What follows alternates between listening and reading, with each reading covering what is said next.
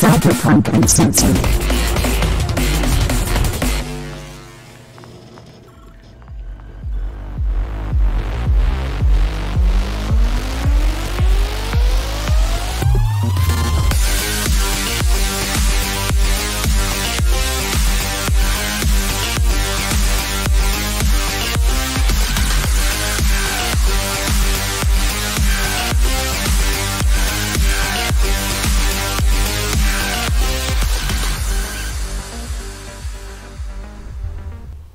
Here we are. Hello, gatos. This is Cybersmily with my co-host Wisdom. How you guys doing? Greetings, Chumbas. And welcome to another episode of Tales from the Forlorn Dopes. Sorry about last episode. Had some personal situation I had to take care of and had to cancel. But this week we are actually going to be diving into a few things. Before we get started, any news or tidbits you want our audience to know about going on? Things are kind of slow right now. It is. Did they ever figure out what they're doing with the name here? Of Cyberpunk Uncensored? Cyberpunk Uncensored. I'm assuming it's just going to continue to be Cyberpunk Uncensored. Yeah, I've yet to hear from Rob. What's the deal on that? But yeah, from my end, I actually implemented a change to my site. I did a rework of the fashion generator, and now on the character generator for Cyberpunk 2020, you have the capability of using the fashion clothes generator, as well as doing some random generations and stuff. Yeah, quite a bit of work, more than I thought it was going to take. The other thing I did with the character generator was add in the deck manager, so that you can now have cyber deck on the character sheet, as well as all the programs, and all of it you can print out as a PDF. So I started working on a request from the fans. So people have asked for a ACPA, which is the assisted combat power armor. Yes, so I'm going to create a generator for that because there was a request there. I think I got most of the backlog from my poll I did several months ago. I've completed all the work there, so now I'm just coming up with a few other ideas that I'm going to put into the backlog. Things I'm going to be working on is a cyberpet generator, so taking the rules from Chrome 3. You really like creating a lot of work for yourself there. I super admire that crap. Holy shit. Idle hands, you know. There's a lot that goes into creating a set of suit of power armor. Tell me about it. That is not a task you undertake lightly. Yeah, so that's probably going to take a little while before it sees the light of day, versus something like the Cyberpet generator is probably going to be a little easier to get done and kick off. Some other thoughts were creating like a Datafort generator as well.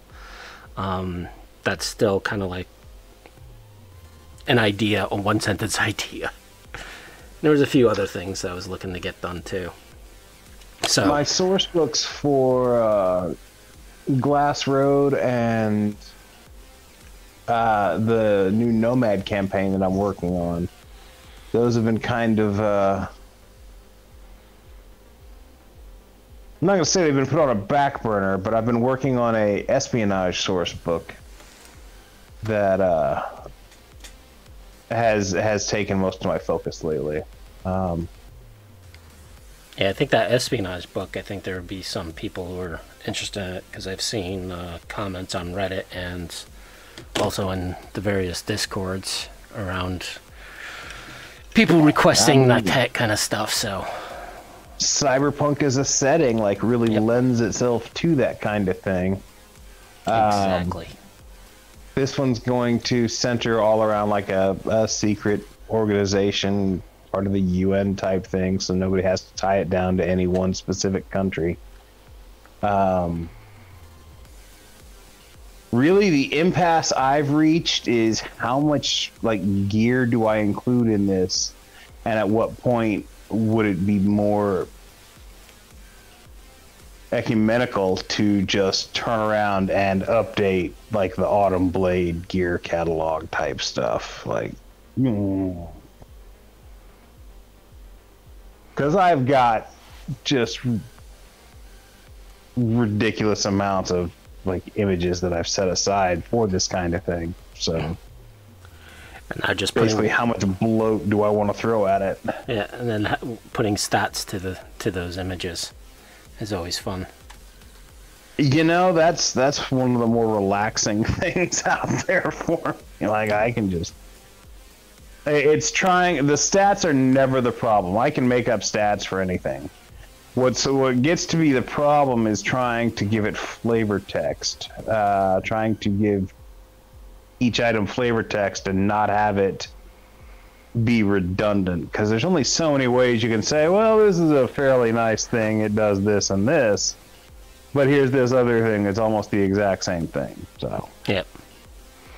Well. But you want it to be unique. Yeah, definitely. I'm looking forward to that, man. So, get on it. But, I mean, go ahead. I was going to say, I grew up, like the Punisher, there was a series of 10 Punisher Armory books. And really, it's just gun porn. That's all it is. But it's done by this guy named Elliot R. Brown, who he does all the, like in the 70s, 80s, and 90s, probably through to today, he did all the technical illustrations for Marvel Comics. Like if you need a cutaway of like somebody's vehicle or their weapon, he's the one who did all that. So these are all like really highly detailed drawings with like just a massive mountain of text accompanying each one about random guns and gear that the Punisher uses. Or for any other purpose, I'd be all like, well, why the fuck does this exist? But for a gaming purpose, like this shit's a godsend. It's just great. It's there's a couple other books out there like that. Like there's a Scout handbook for the movies or for the comic Scout War Shaman, which is just fantastic. If you've never had a chance to read it, it's one of the best post-apocalypse comics out there. Cool. I am completely going off subject. I apologize. No worries. We're here to talk about other stuff. Correct. So this episode, by request, we are going to take one of Wisdom's and my really within the top 5 cyberpunk movies of all time. And we are going to take that movie and convert it into either a campaign or a scenario. And that movie that we're going to be talking about is Nemesis. So, before we go any further, we are going to put in spoilers here because we are going to talk about how we convert this movie into a game. So we're going to talk about the plot. If you don't want to, or if you want to watch it before listening to our rambling on this, by all means, stop listening and go off and watch this movie. I mean, it is not a new movie by any stretch. Hell no. 1991. Albert Pune, starring Oliver Grunier. If you've had 30 years to watch this movie, so yep.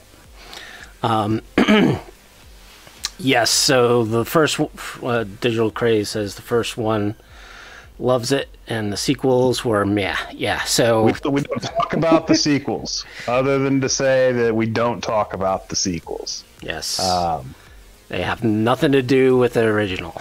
So They are the worst sequels known to man. It's like people point to Highlander 2 and say, well, it changed so much that it's not even recognizable. No. Like, it's got nothing on the sequels for Nemesis. Like, yep. Jesus Christ. So, I'm going to first give you kind of a synopsis that I pulled from IMDb about this movie. So, the year is 2027. Alex Rain is a Los Angeles policeman who has been shot to pieces in the line of duty in a gunfight with a terrorist organization, the Red Army Hammerheads. Gotta love that name. I love that fucking name. That is definitely like a foreign language coming up with a name and trying to translate into English. Dude, it's one of the coolest terrorist names I've ever heard. Like, the Red Army Hammerheads. Like, man. So, rebuilt with robotic implants, i.e. cybernetics, Alex is now more machine than man and is now a cyborg. Alex decides to retire from the LAPD and runs a private business as a data smuggler. But Alex's former boss, Police Commissioner Farnsworth, and his associates decide to give Alex one last assignment. Alex is to apprehend his former partner, Jared, who is smuggling data to the Red Army Hammerheads, who plot to kill government officials. To force Alex to do the assignment, they implant a bomb into his heart. But Alex uncovers a cyborg conspiracy as cyborgs plot to rule the world, and the Red Army Hammerheads are really fighting for humanity, and Alex begins to question the assignment. So, like Wisdom said, it came out in 1992, was directed by Albert Pune. Other cyberpunk movies from him were Omega Doom and Cyborg. So, he definitely has He's the guy who gave the world Von Damme. So. Yes, with Kickboxer. And it starred Oliver Grunner, who was another kickboxer, wasn't he, at the time? Yeah, at the time, Albert Pune was really into introducing the world to European kickboxers, and Grunier fit the bill. Fit the bill perfectly for, as far as I'm concerned. Like, yeah. So, quick synopsis of, well, not only a synopsis, but just to go over in the final little detail of just that one comment. So basically the movie starts off with Alex. He's hunting down the terrorist organization.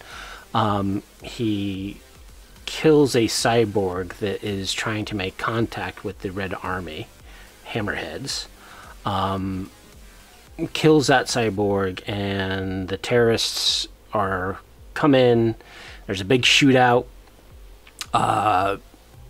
Basically, it's like, I don't know, at least 10 minutes of just gunfire and chase scenes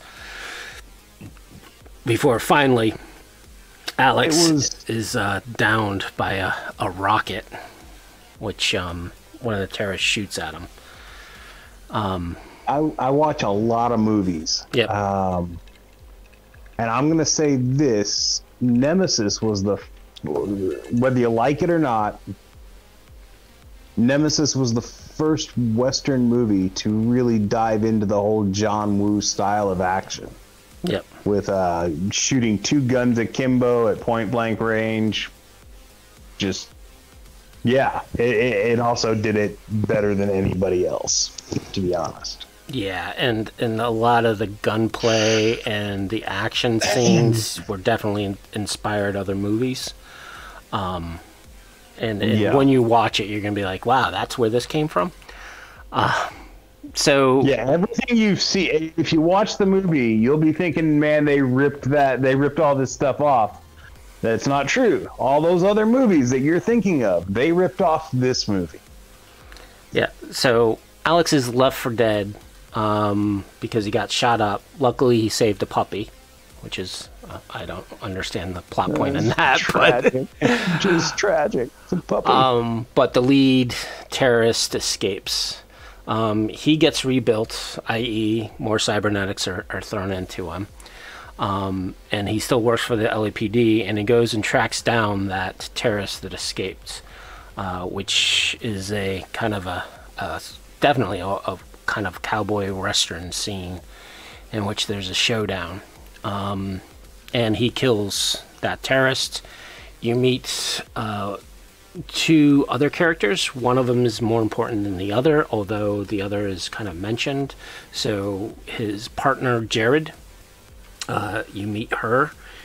She is, I believe, at the time, a cyborg. So just to clarify, because it'll get confusing at some point, all the women in the movie have typically male names, like like Jared and Max and Sam.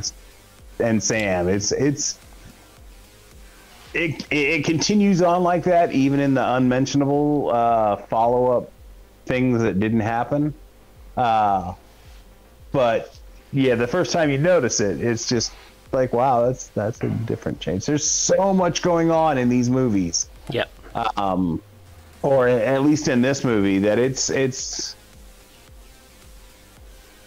when you step back and look at it as a whole, the movie seems kind of goofy. But if you look at each individual part of it, like, there's stuff going on there. Yep. And again, when we start converting this into a game, well, actually, we can kind of do this on the fly, right? So there's those first two acts, and for me, you know, those two first acts in which he gets shot up, and kind of the terrorist leader, or at the time that he kills, Rosario, she kind of plays a part later in the thing. So to me, these two first acts are kind of the player's life path. So it's kind of like half an hour of the movie is just tailored towards that life path, which, you know, as a GM, you can always blue book that stuff, right? Sure. If you don't know what blue booking is, listen up, you primitive screwheads. There is a bunch of articles on it, on what blue booking is, and what it is basically kind of doing a flashback of your character to something in their history. But so after he kills the cyborg leader, and this is kind of where I think the game would start, right? So Alex becomes a data smuggler, as a synopsis said, and he's, you know, I think it's Brazil. He's slinging data, and the scene on when he gets captured was kind of very quick, and it was just kind of a hand wave of he's now a data smuggler and he gets captured. It would have been nice to see in the movie a little more than that, but yeah, I would like to have seen. The movie keeps doing that, though. It keeps throwing out these little snippets of, man, that's some cool world building right there. I'd really like to see it in action, but that's where converting it into a game comes in, because it lets you know that, hey, data smugglers are a big thing in this world. Yep. So really, that's where the game kind of begins, when he gets captured. He's thrown into jail. His former boss, Farnsworth, basically... Played by the ever-present Tim Thomerson. Yes. So Tim Thomerson, i.e. Farnsworth. You meet Moritz, who is Brian James. You might know him from Blade Runner. And Germain. So these three guys are kind of the conspirators, and you kind of learn that they are all three of them are cyborgs, right? And they're part of that organization trying to take over the world. So Farnsworth gives Alex the ultimatum of, you need to go and work for me. Basically, go find your former partner. She's gone rogue. She's selling some secrets to the terrorist organization, go track her down and bring her in, right? And how they do that is they give him a sabotage cyberware, which is basically a bomb in his heart. So if he doesn't do it, they're going to kill him. So it's kind of forced in a way. So from there, right, so how you start the game is basically the characters are going to be sold out, right? And doing a task either for a corporation or for a government, you can decide how you want to do that.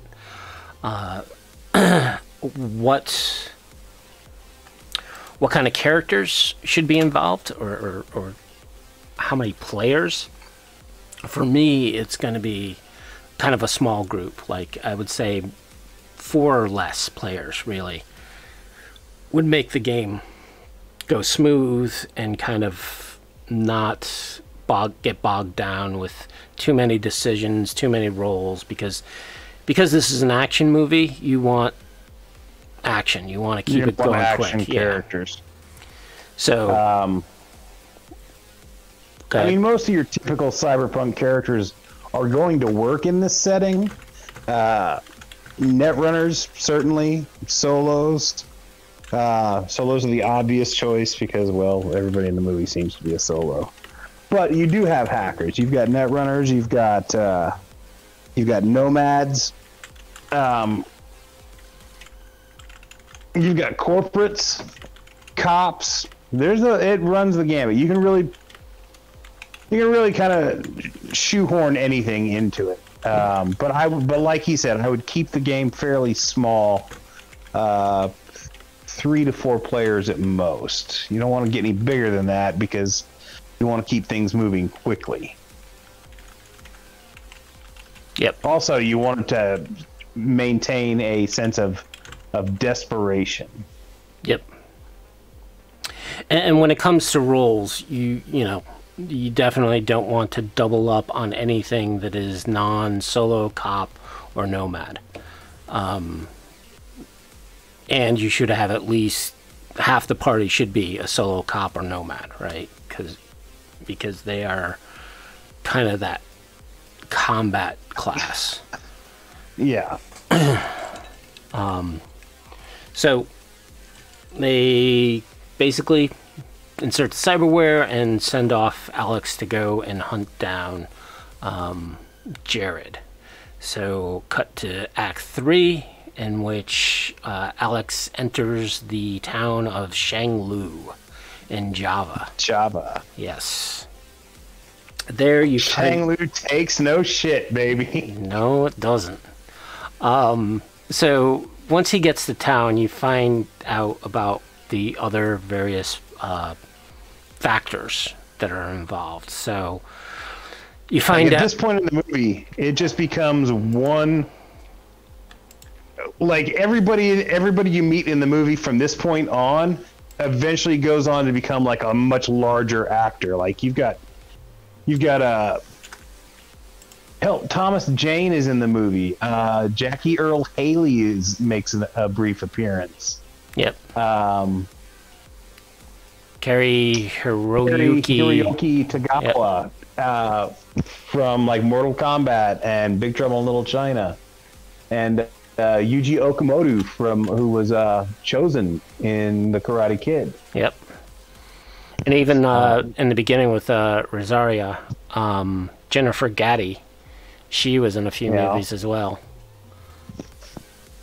And same with Jared, right? Marjorie Monahan, I think was her name. Marjorie Monahan, yeah. Marjorie. She didn't attain the status of like the other people we mentioned, but she definitely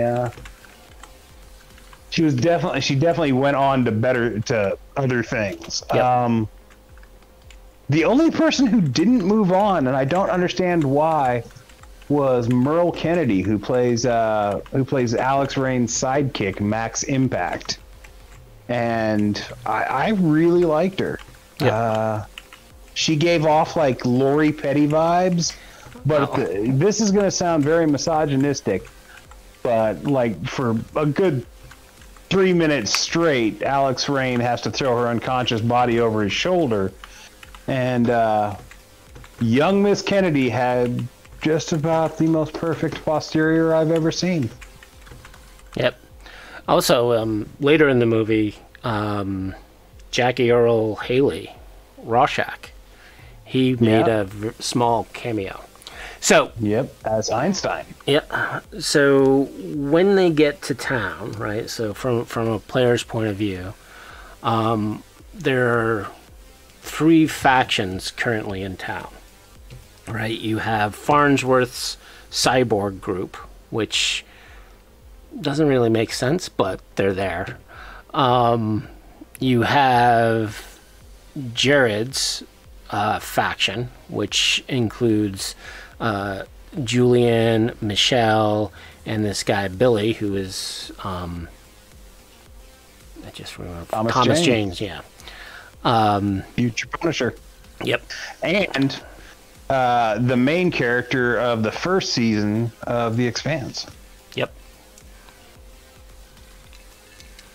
And then you have the Red Army Hammerheads, who are also another factor in this town, which of course is led by a guy named Angie, who is Kari Hiroyuki.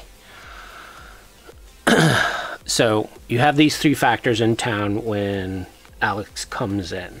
All of them are observing the hotel that he enters. The actual clerk at the hotel works or is part of the Red Army Hammerheads. So from an NPC point of view, right, you're going to need to flesh out some of these characters, right? So you're going to want to flesh out the cyborg group. So when you're thinking about the cyborg, you can either make it a corporation, right? So somebody who's trying to take over the world and is looking for data from the next employee who plans on handing it over to some other organization, whether it's a terrorist organization, which is possible, or handing it over to another corporation or a government, right?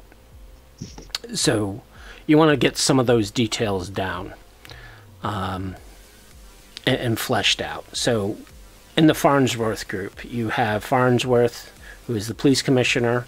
You have Sam, who kind of like made this very small cameo in the beginning scene, or in Act 2, and really she's mentioned as being kind of the head of this conspiracy, which is odd because you don't see her and you're like, you just don't understand why it's relevant, right? In the There's movie. a lot of parts in the movie like that. Like, objectively, I can recognize that it's not the greatest movie ever. Right. But as a Cyberpunk fan, especially as a Cyberpunk 2020 fan, it is one of the most, like, it ranks up there with Dread as one of the most rewatchable, like, good time Cyberpunk movies out there. Right. It's never gonna be as cerebral as Blade Runner.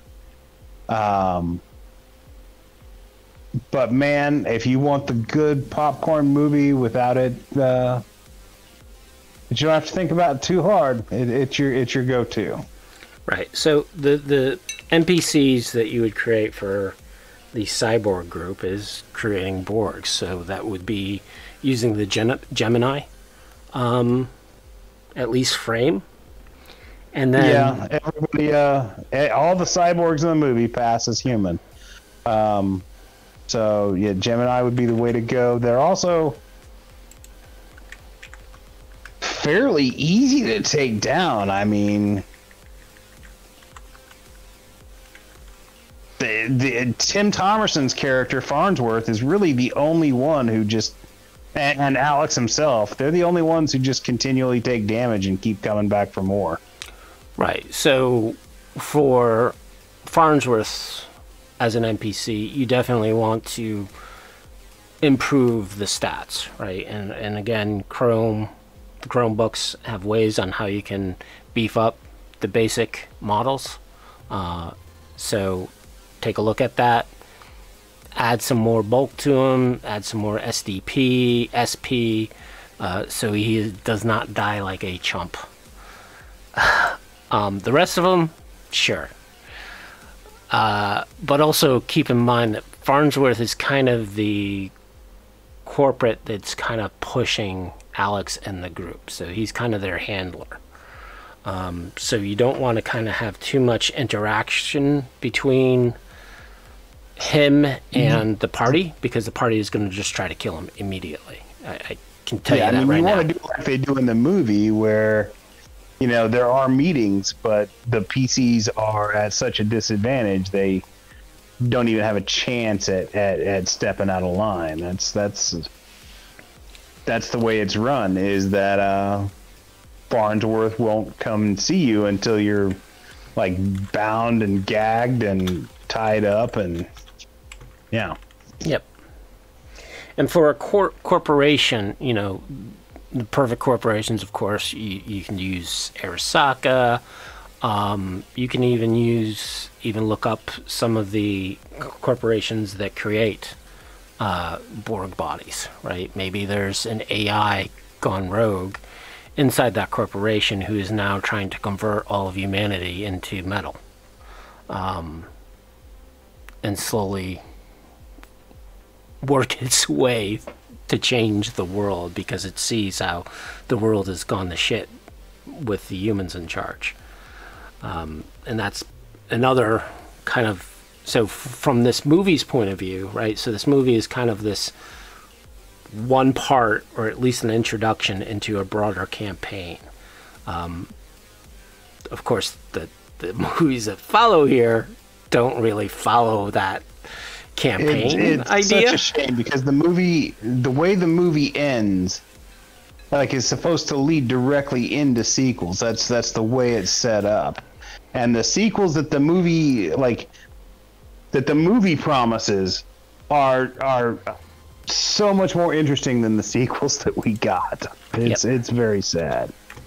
I mean, the movie ends with basically them going to hunt down all the other cyborgs that have infiltrated, you know, government and society. It switches to like a very urban environment as opposed to, you know, shithole Java.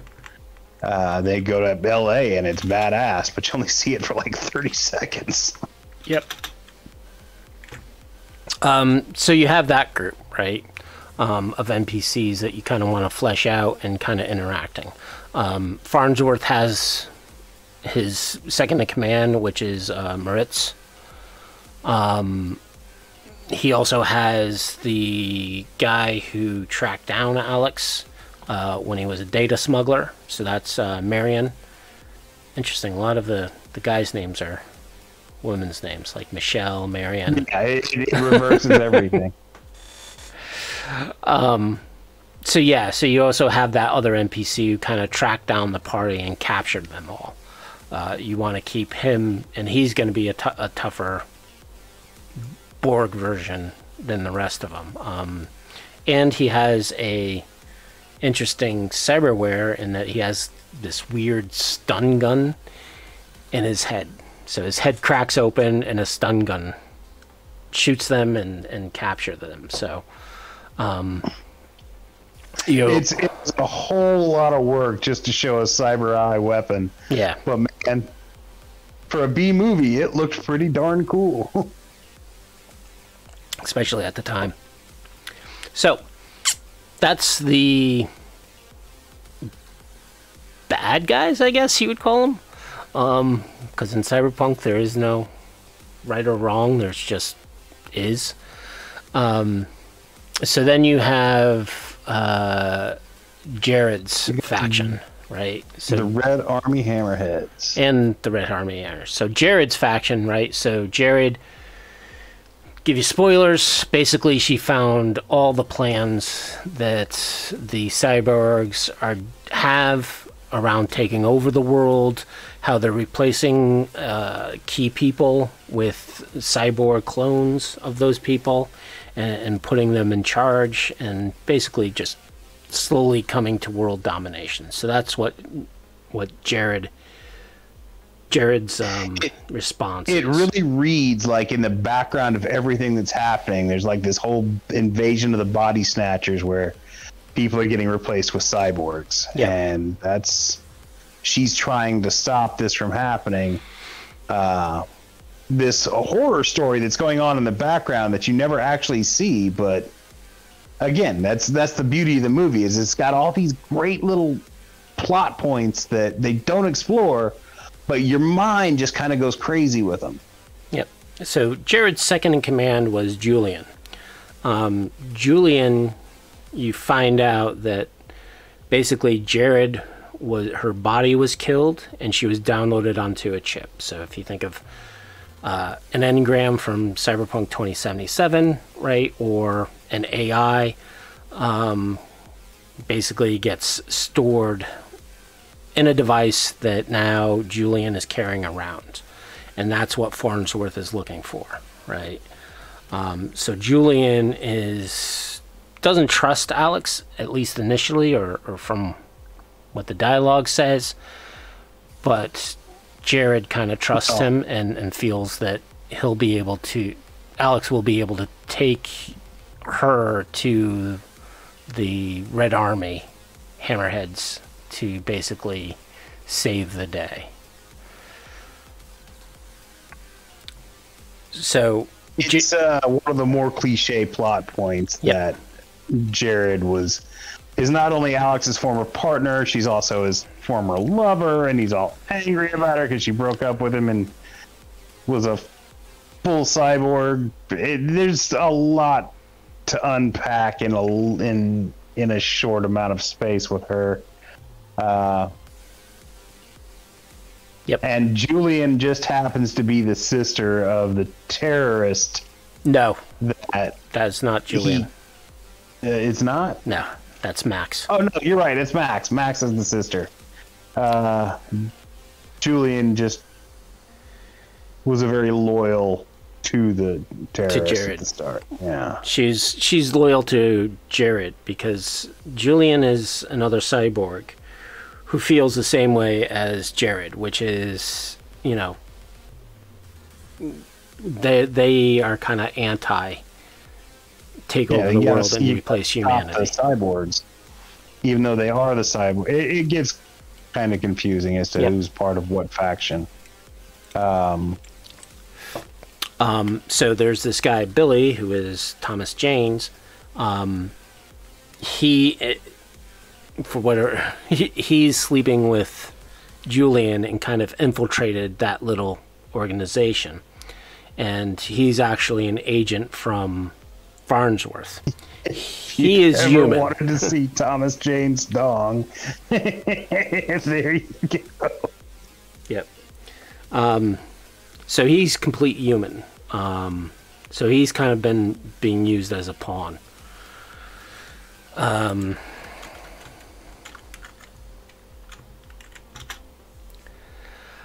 So there's that kind of, and again, the movie kind of glosses over all of that.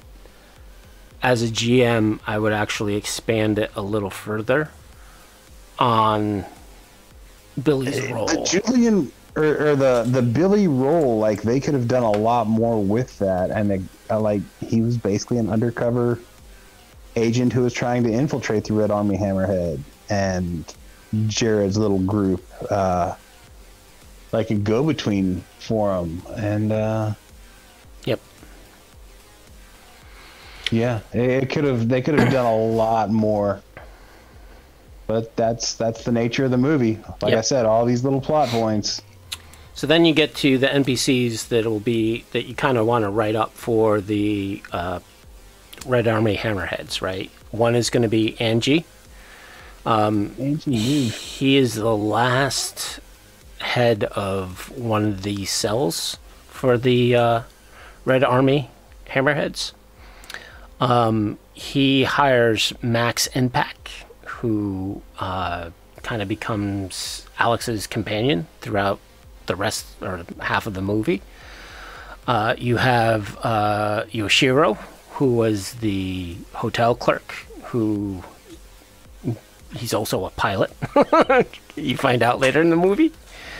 Yep. And then you have Rosaria, who is Max's older sister that Alex killed originally. So again, look in your life path. Try to tie Max as an NPC into one of the players' life paths. Yeah, make it personal for. Yep. And I tell you what, both Max and Angie Live, they give you the opportunity to play with some fun accents. Angie's weird, like Hawaiian style pidgin is it's fun to play with if you can pull it off. Maxine's accent is just weird. Like I'm not sure what her accent is supposed to be. Yeah, I'm not quite sure either. Could be that they traveled to Java a little and kind of tried to imitate some of the locals and how they talk. Like it comes and goes. She's not the greatest at keeping it consistent. Yep. And then also you have Einstein, who kind of really makes a little bit of a cameo, and that's kind of towards the end of the movie, in which Jared has to basically be turned into pure data. So Jared dies at the end of the movie, in that she's being converted into pure data that is now distributed to the rest of the world to help fight this cyborg conspiracy. So those are kind of the main NPCs I would create for this game. And again, for any movie, you want to look at who are the main characters, who are the supporting roles, and usually the supporting roles are going to be your NPCs, right? The main character or characters are going to be your PCs, but also look at what that character is and how he's portrayed. So most of the time they're going to be solos are portrayed, especially in action movies. So that's kind of where you're going to glean your PCs from, right?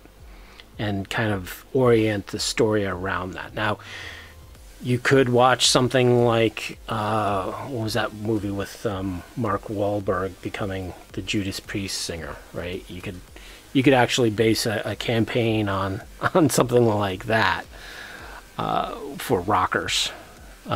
Again, rocker roll is not something I care for, and I really try to keep players away from becoming for me, one. I personally wouldn't try and turn Nemesis into a campaign as much as I would just liberally steal ideas, NPC, gear, tech,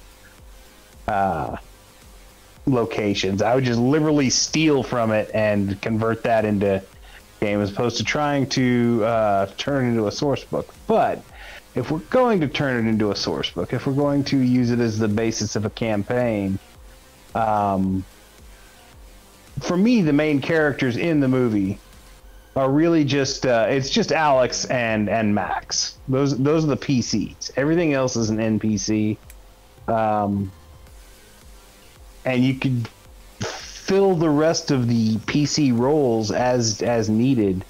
You can either draw them from the NPCs, because like Billy would make he'd make a fairly decent PC even though he dies early on.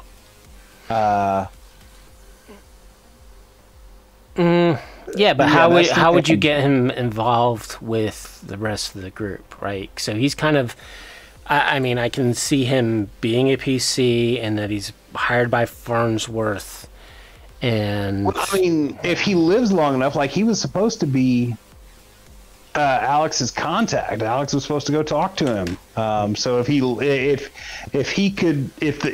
turn him into a PC and he like somehow manages to talk his way out of not being killed immediately, he'd be a pretty good PC.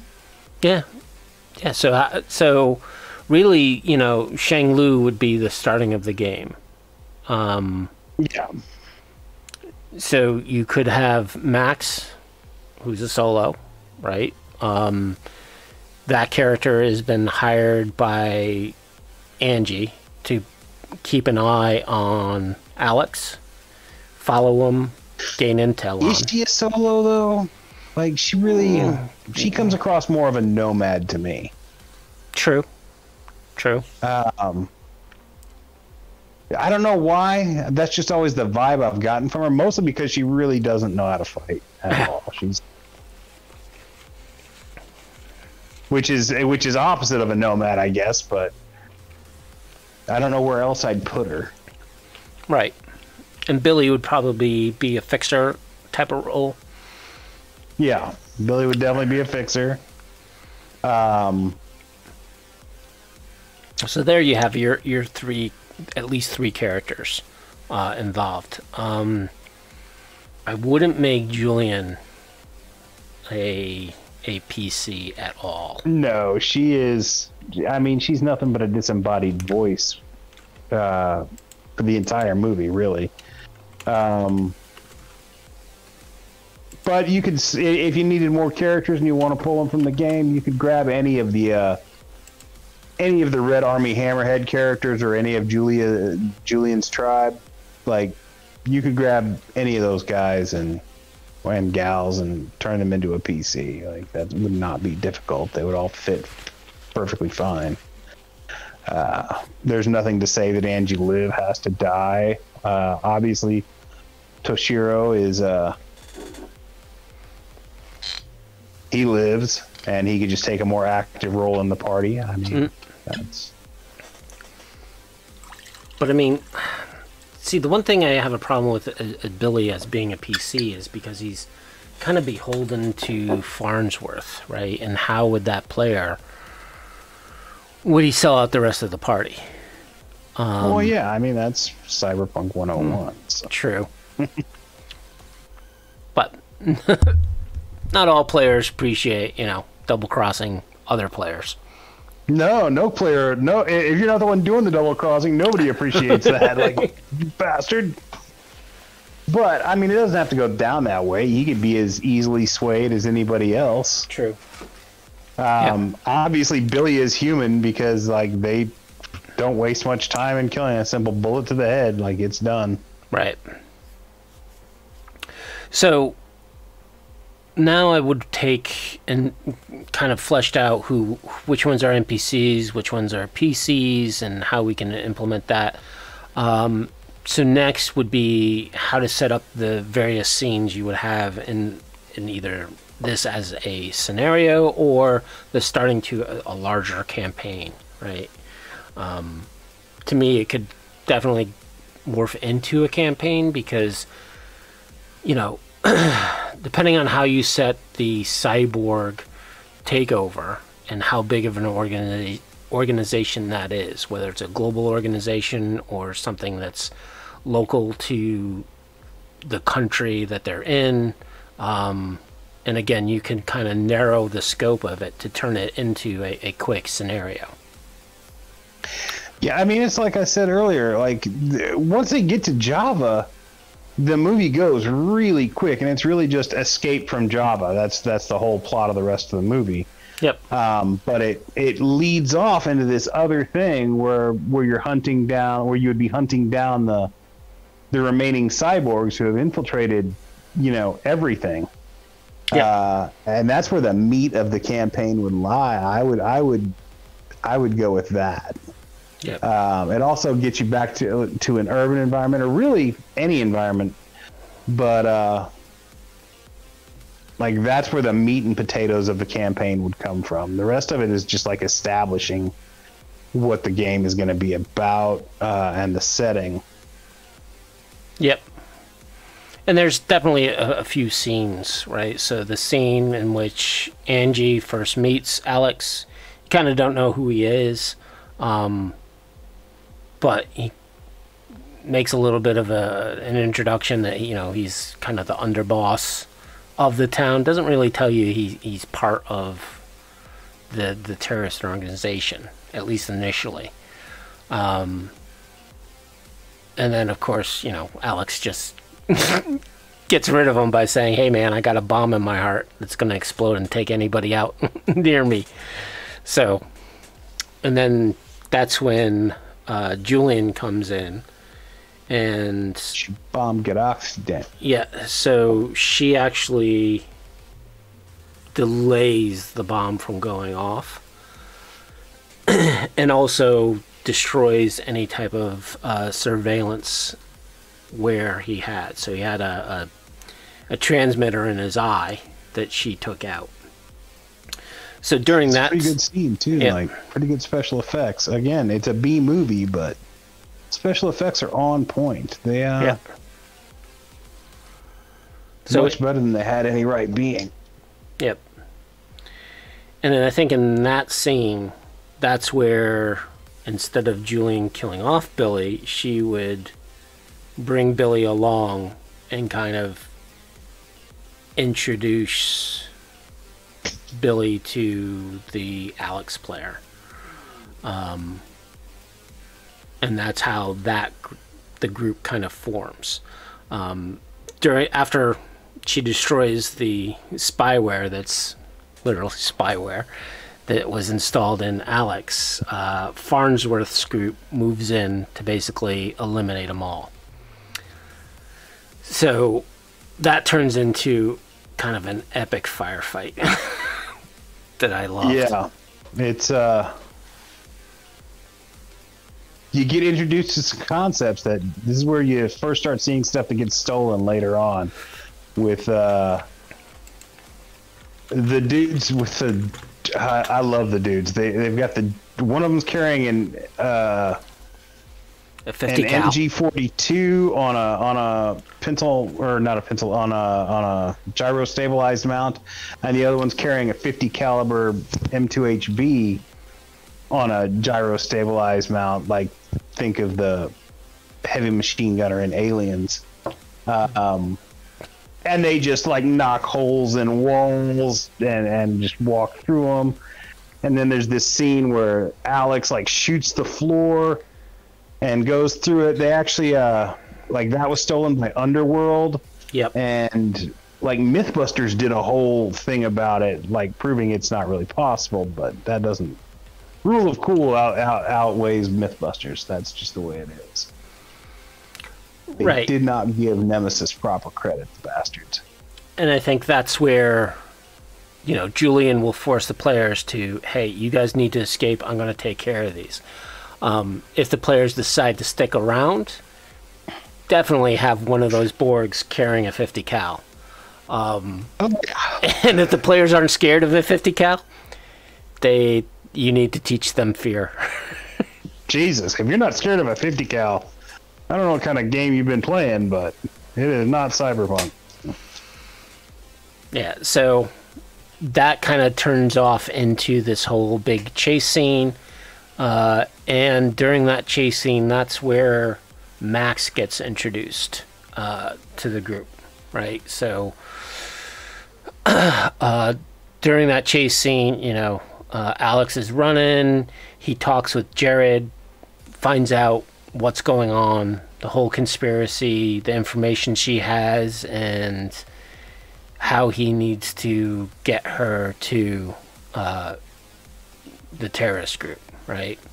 So there's a little section there. And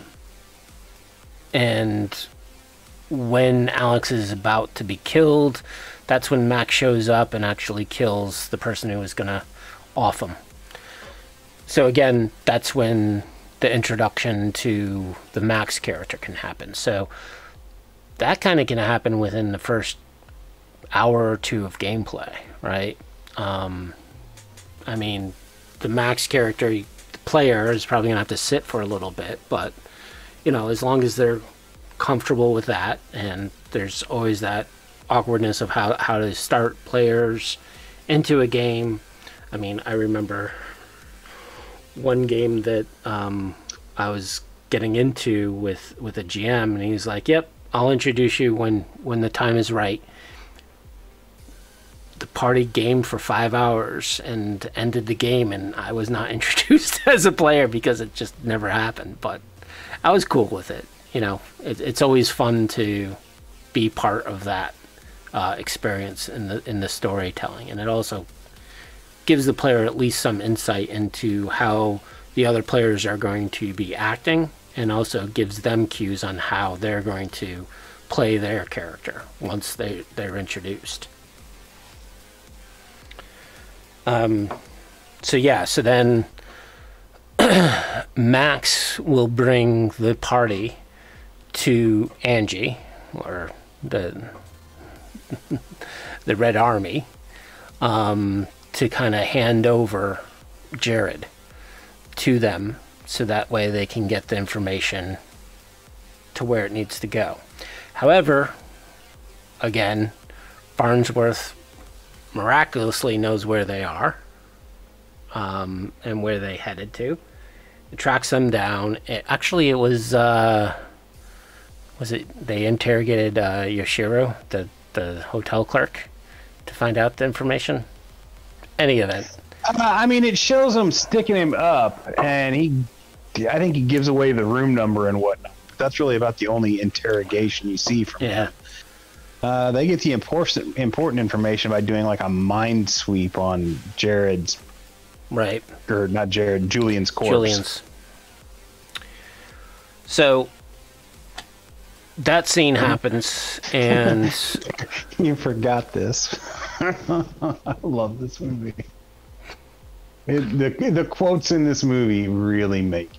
Like, story-wise, it's some disjointed, confusing nonsense. But the quotes just make the movie. Like, I think the one we use the most, the quote that gets the most action around our gaming table is 93.5% is still human. I love the granny when the cyborg was interrogating her. Shang Lu takes no shit. So, fucking cyborg. Those who haven't seen it yet, there's a little scene in which one of the Farnsworth cyborgs is shaking down this old lady. Finally, like, gives up on her and starts to walk away from her, and she pulls out this hand cannon and just blows him away. Desert Eagle. And unloads it point blank on him. Just like it's an awesome scene, but you're looking at this little old lady and her hand is shaking carrying the gun because it is ridiculously heavy. Like, it's, even as a prop, it would be a heavy thing to hold. And she's like 80 something. Yep. So we got the scenes, and again, the cyborgs interrupt the meeting, or the handover of Jared. During that scene, Angie is killed. He actually has Jared.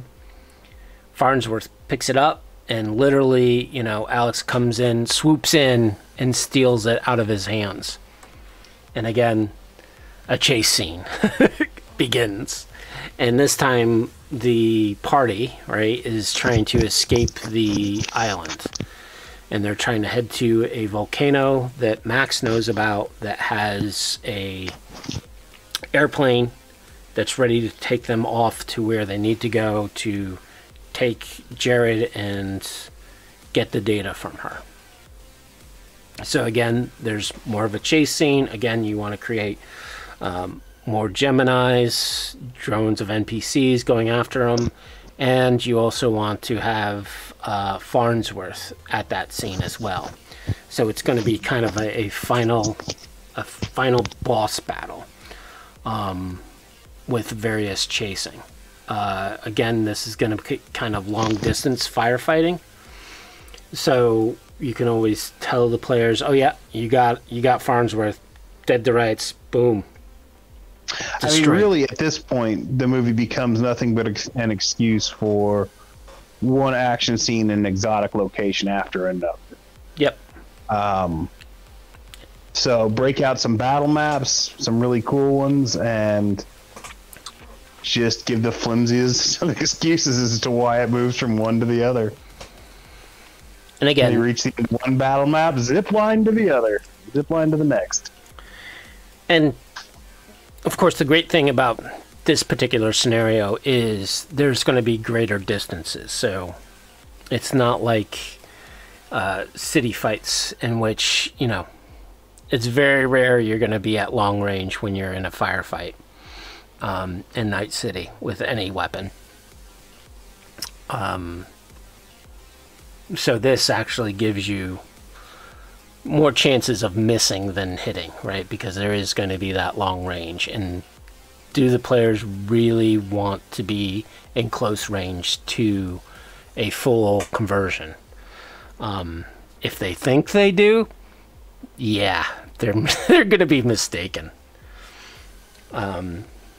Because a full conversion will definitely tear this particular group up. Because again, Max and Billy are mostly human, if not fully human, and Alex is what, 90? What'd you say, 93.5%?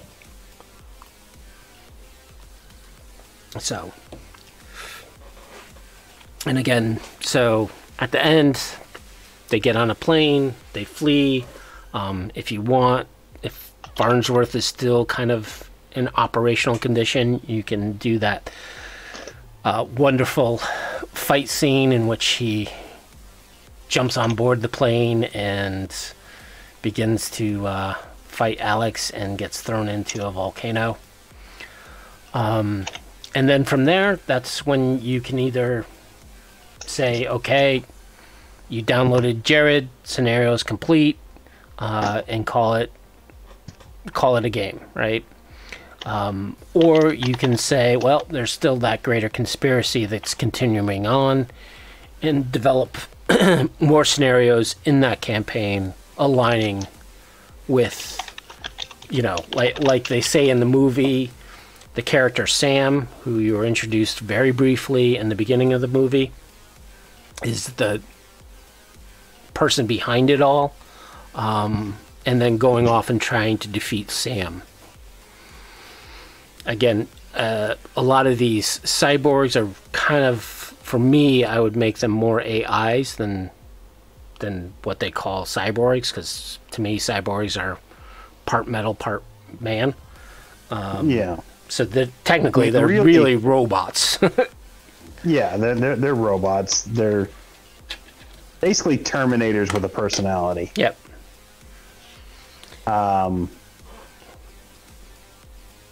Yeah, if you cross the Terminator with the replicants from Blade Runner, that's how they treat cyborgs in the movie. Yep.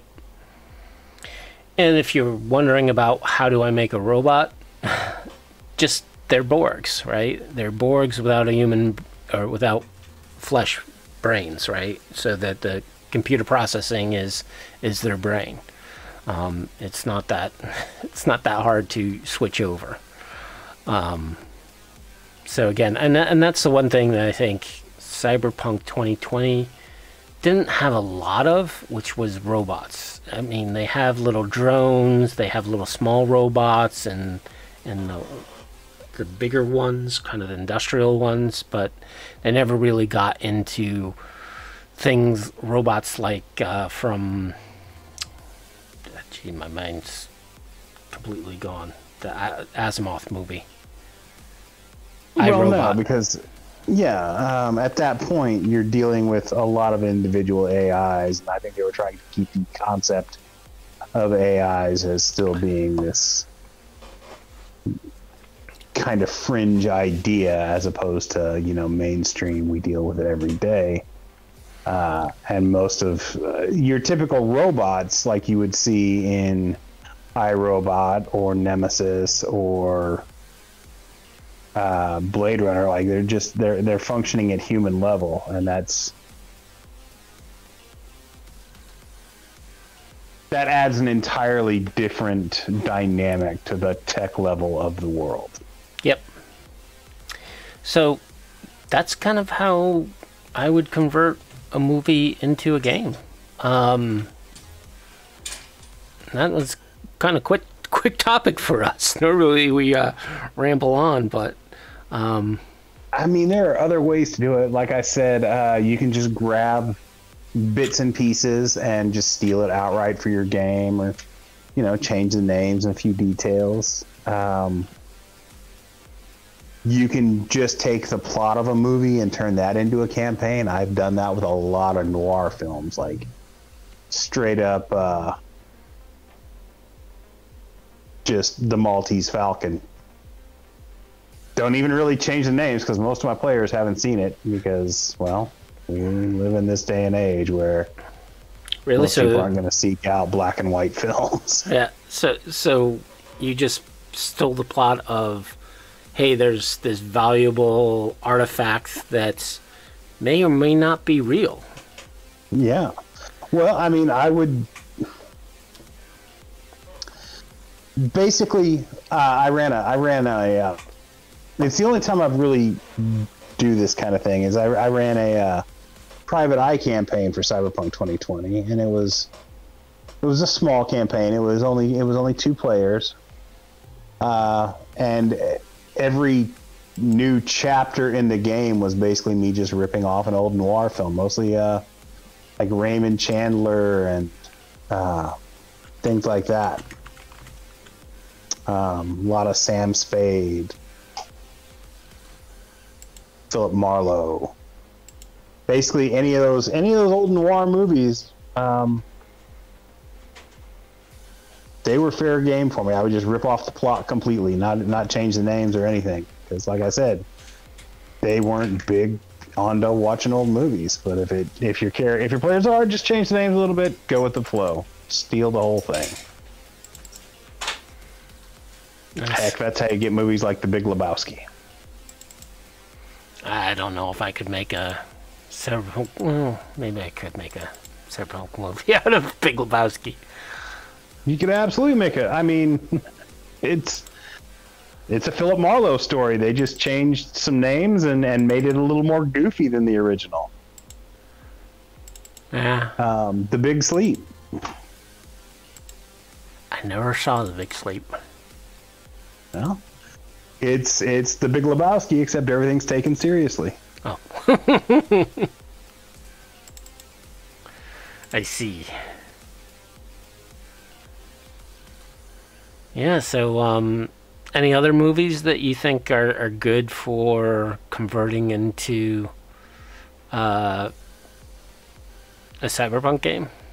And how would you do it? So I kind of led this one initially, so now that the cat's out of the bag, so to speak.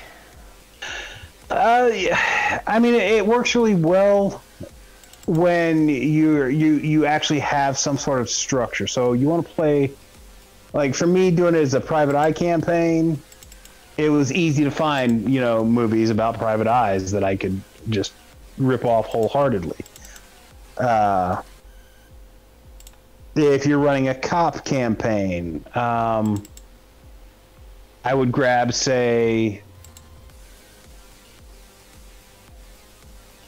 well, I would do like a Black Rain, or a Colors, anything that would just steal the plot wholeheartedly. Like try and find something that your players haven't seen, so they don't catch on too quickly as to what's going on. But yeah, I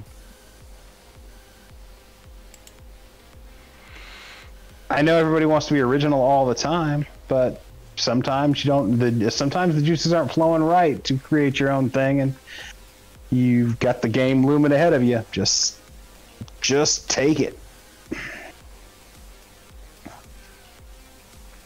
Right.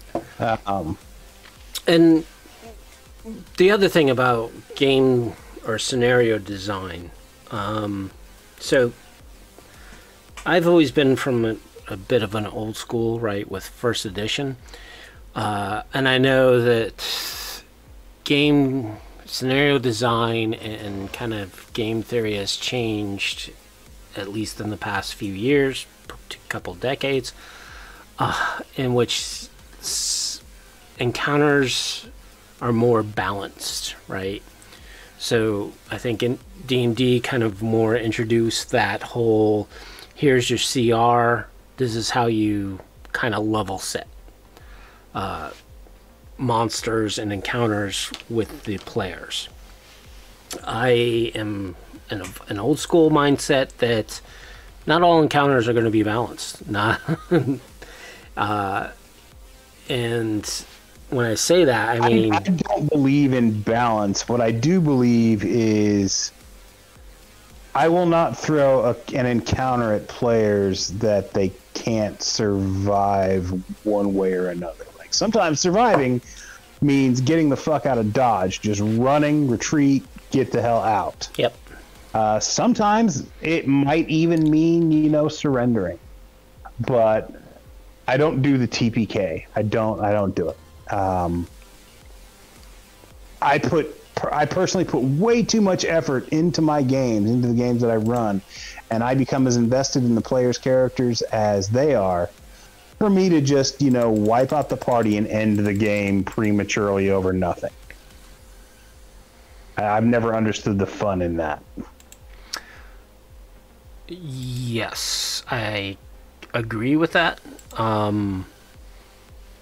That, one of the options for any player is to get out of Dodge. Now, yeah, a lot of the problem with, I think, people from a D&D point of view is, they are, and I've seen a lot of them, incapable of realizing that running is an option. Correct. That they are basically going to brute force their way through this scenario no matter what.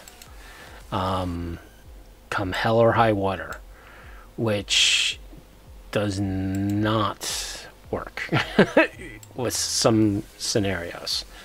And that's part of, I think, a learning curve of the players, and to teach players that, hey, there's other, you don't have to kill everything.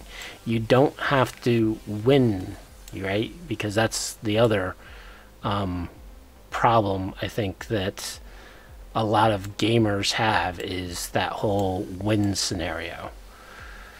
Yeah. Hey, and GMs have it too. GMs will have like the most low-end NPC fight to the death for really nothing.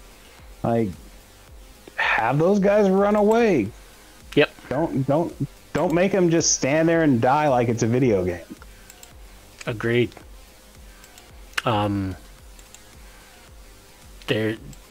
They have, and play NPCs a little smarter, right? So if half the NPCs are dead, the other half are going to be like questioning, yeah, like, holy shit, like, in 3 seconds you just killed half our party, including Big Dave. I'm out of here, man.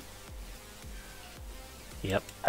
Then when they come back later, they're smarter. They use tactics. They ambush you. They just...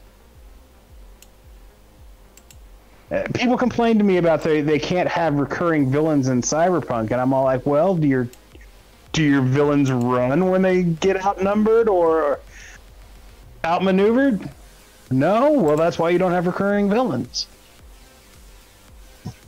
Yep.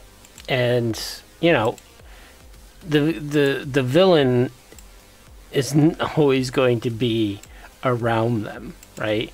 The villain is going to make sure that they survive. The villain is going to have a lot of NPCs to basically threaten the party into submission. And if the party doesn't appreciate the strong-handedness of you, I guess you would say, you need to keep on escalating it. And yes, also keep in mind that your villain might not be the real villain, right, to the party. He might be some lieutenant of the main villain. So if that situation ever happens, you can say, oh, well, there's a bigger guy behind that other guy. Now, players might scream, "What are you talking about? You know, we killed him. We're done. Should be done." You're done when the DM says you're done, or the GM, referee. Yeah, amen to that.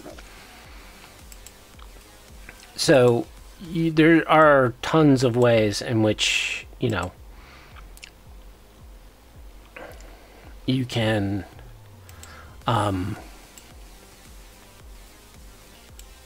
have the players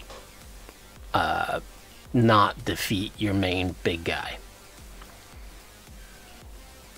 No, I mean, that's the beauty of role-playing games, is there's always more bad guys. There's always some other nefarious plot that needs to be reckoned with, or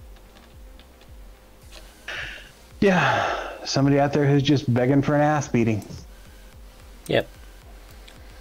So, and don't, when you're creating a scenario, yes, just like what Mike Tyson says, right? All plans are good until you get punched in the face. I was really hoping you were going to say that with a Mike Tyson accent. All good plans are good until you get punched in the face. That tickles me far more than it should. That's pretty horrendous, Mike Tyson's accent, but good character concept. Body 10 talks like a child. Very intimidating. So, right. So just because you create an NPC and the players think that is going to be the main NPC, you can always put in plot twists. Don't, and that's another thing as a referee and as a GM. Never give away what you're doing in the scenario you're doing it. Don't metagame your own game. Yeah, I'm not. I did that a few times in my past when I was younger, and that kind of pulls you into a hole that now the players have more insight into the game than you have. Because yeah, if you're gonna steal a plot from a movie or whatever, don't let them know that that's what you're doing. They'll go watch the movie. Yep. Because the best thing is when players are sitting back and they're talking about your game and they're giving you ideas, right? So that's the other key. The players write their own campaigns. That's the truth in GMing right there, because they'll come up with crazy shit that you hadn't thought of. You just roll with that. Right. You act like that was the plan all along. Yeah. Oh, that's the key. Do not give away. You need to keep a poker face about it, because as soon as you let on, tell your players, oh, that's a great idea, let's go with that. That's when they know they're in control of the game and not you. And that's when you'll start seeing some players take a lot more initiative in trying to manipulate and control the game in their favor. And the reality is, you as a GM are there as reality, in that you don't care one way or another if something happens, but you're not going to also allow good things to always happen, right? Because there will be bad things.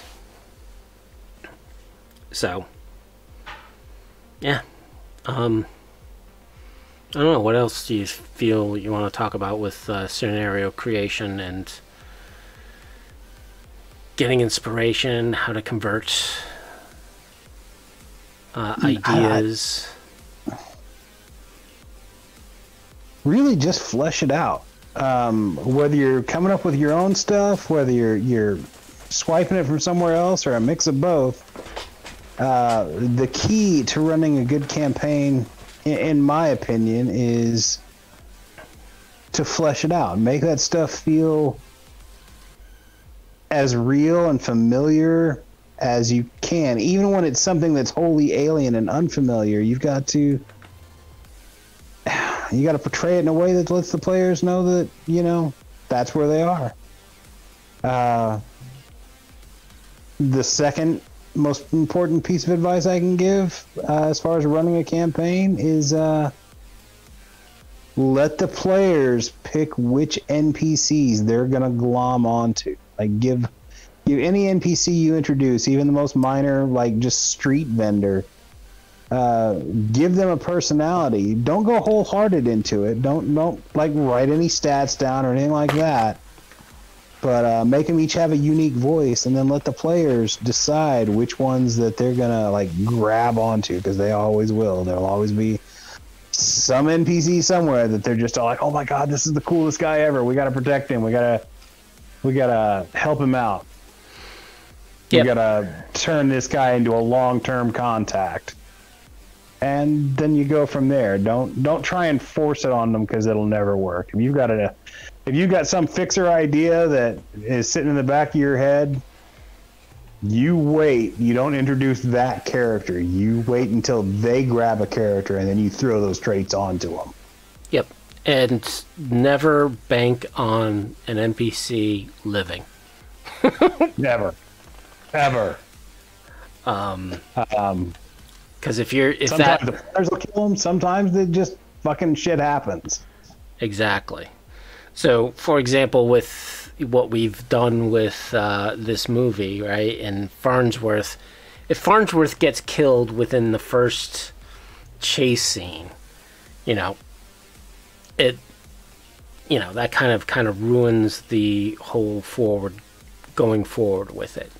So Farnsworth, as an NPC, he's going to be kind of stay back. He's going to send his minions wave after wave, his second in command, until you want to give him the chance of dying, in a sense. And you'll never think the players will do what they will do. I had a recent... So I'm running Cyberpunk 2020. And I had an NPC who I thought, okay, the players are going to capture her. She kind of wrecked the party in a way. So there was two of the players who really wanted revenge and got her killed. So it kind of screwed the party in a way by killing her. But it is what it is. So it kind of threw off the track for me, because now I don't have... She's not going to get interrogated to give them the breadcrumbs to go to the next scene. So now I have to find a way in which I can give those players the breadcrumbs to continue going on. And luckily I structured my campaign to be able to do that. But it was definitely a setback as a GM to kind of figure that out. But I'm not going to let... Well, now that I'm talking on here, if any of my players are listening, they'll learn that, well, now I have to restructure a little. And the story, luckily I was able to, again, not metagame my own game and divulge other things that are happening behind the scenes. So now I can change ideas that they had into ideas that can be fleshed out a little more, and allow the game to continue without too much of an interruption. Or the other problem when you're designing a game is trying to keep it coherent, right, and consistent, especially through long campaigns. So this particular campaign I've been running, I've run it twice a month over a year. So and nice. It's still going. Yeah, it's still going on. Again, there's always these side adventures that the players have to do, so the main adventure kind of is still going on. And of course, in game time, it's only been a month and a half of time, which is always odd when playing a game. You know, you spend a year for a month and a half of actual gameplay. I mean, that's the way it works, though. Like, that's the nature of gaming. A combat session in a game can only last like 30 seconds, maybe a minute. But in the game, that'll take like a couple hours. Regardless of which system you use. I mean, if you've got more than 2 players, that's going to take a while. Yeah, capricious nature, yes. Never rely on anyone surviving. That includes PCs. And Aran Duran, my players really, really want to kill 2 NPCs, and I was trying to set up a long-term, neutral, untrustworthy context, so I had to adapt. They haven't killed those 2 yet, though. Yeah, that's the other thing that you can always use to prevent powerful NPCs from dying, is that NPC has leverage over the players. Now, there are definitely players who are kind of play their characters soulless, but you look into their backgrounds, they might have friends, they might have family, they might have parents, they might have someone that you can leverage against them, or leverage against one of the other players, right? So by leveraging another player against the player who wants to kill the NPC, you can have at least someone in the party who's advocating not killing an NPC.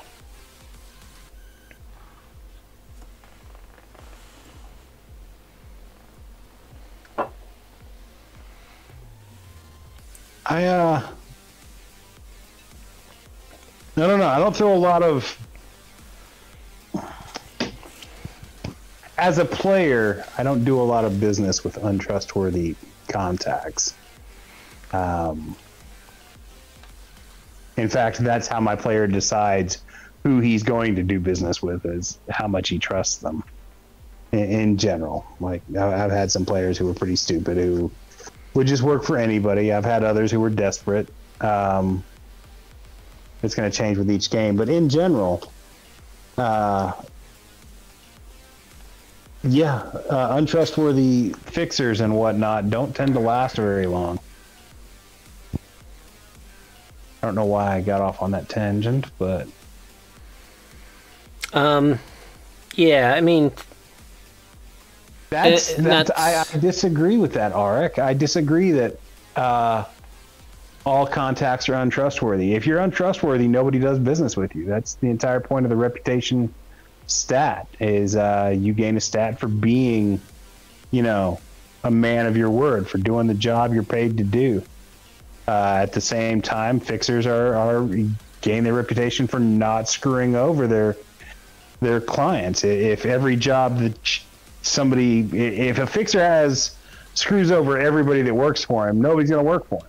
That's just the nature of the beast. This idea that every job you're going to get screwed over on, like, I'll play that game once and then not play it anymore.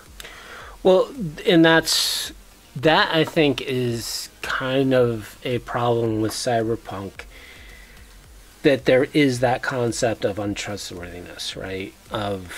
There are all these really weird, like, preconceived notions of Cyberpunk that I'm not really sure where they came from.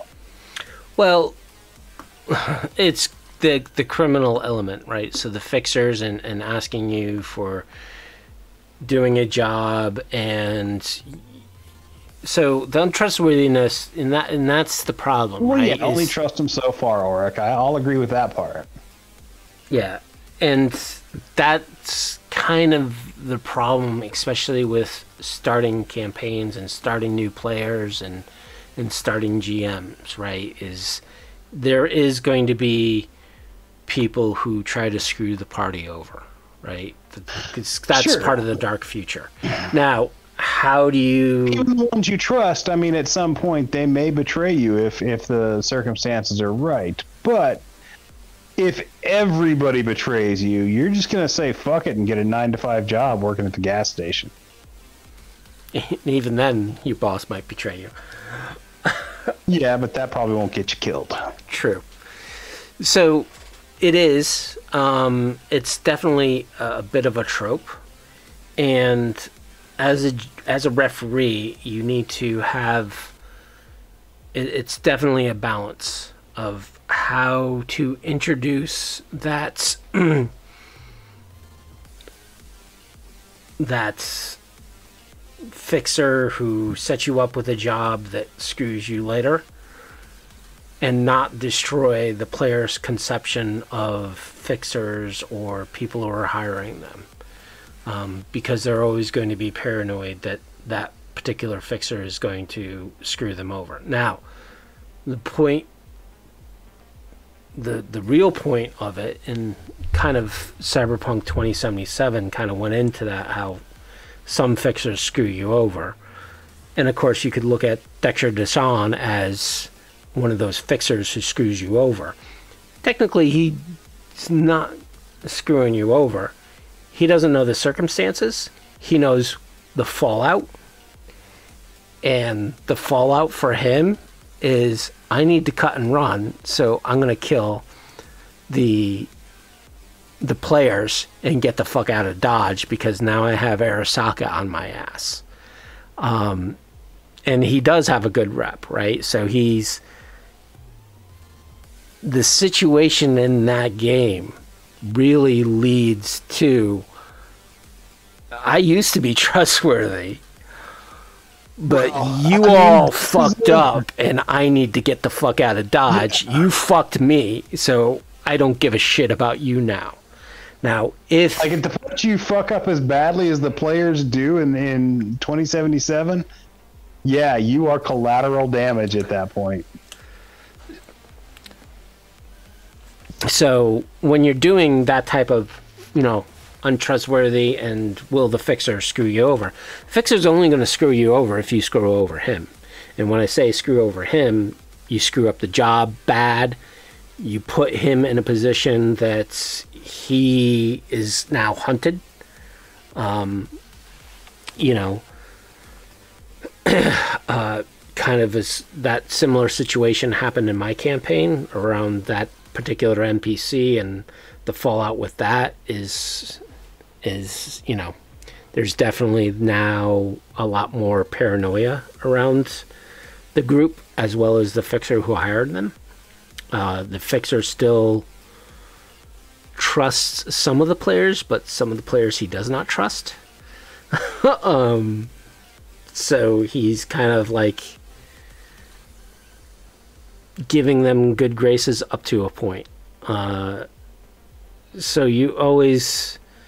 And it's up to the players, right? I mean, if the players are screwing up, and they're basically bringing it upon themselves. Now, if the players do a good job, they do it right, the fixer shouldn't screw them over. Unless that fixer is known to be an asshole, right? Yeah. And before the players even deal with that fixer, have them make a streetwise roll to find out the background of that fixer. And then that gives the players some insight on, well, do I really want to do business with this guy? Or I'm going to do business with him, but I know there's always that possibility of getting fucked by him,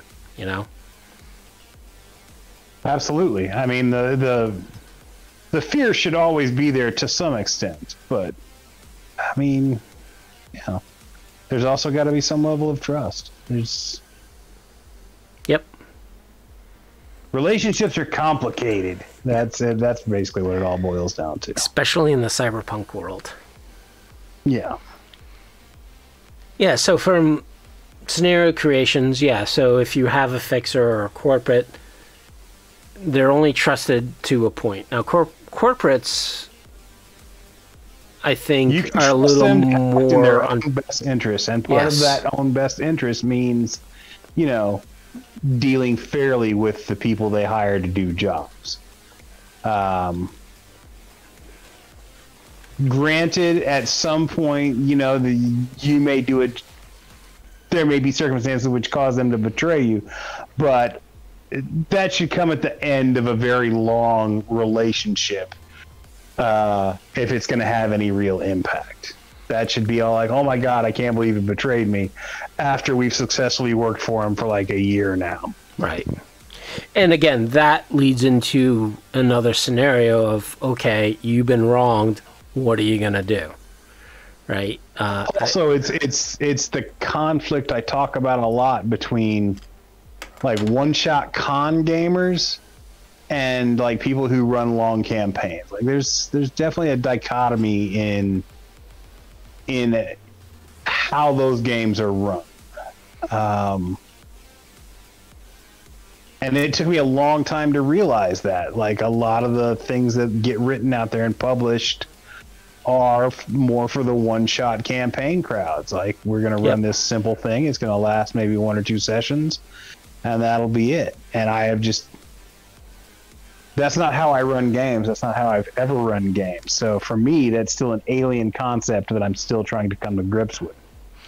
But it needs to be taken into consideration with everything else. Yeah, and that's the design of a scenario for a one-shot con game versus a campaign are much different, right? Because in a one-shot con game, you can write everything, right, and prepare it. Now, whether the players go on script or not, that's up to them. If they go off script, i.e. your con game, you know, yeah, you're going to wing it a little, but eventually the players are going to die for whatever, you know, or the con game's never going to be concluded.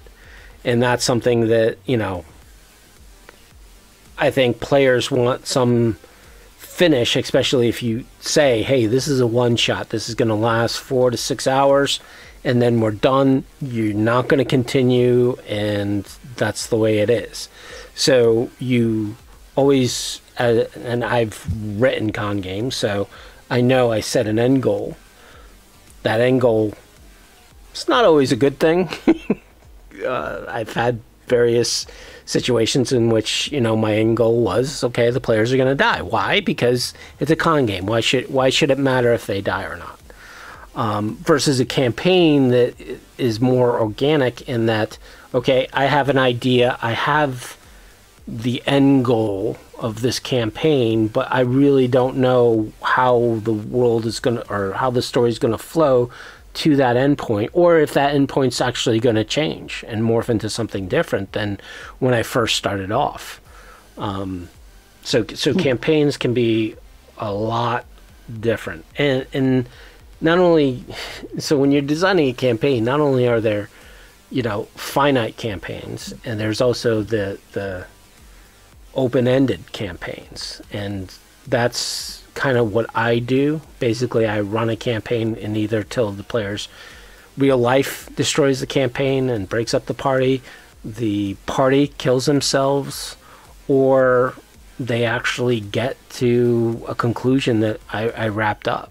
I mean, when I think of campaigns, I often set kind of a lofty goal of, hey, this is where it's going to go, and then the road that travels takes longer than forever. I remember I had a campaign that lasted over 2 years, and my wife was in it, and she's like, I can't do this anymore. We need to end this.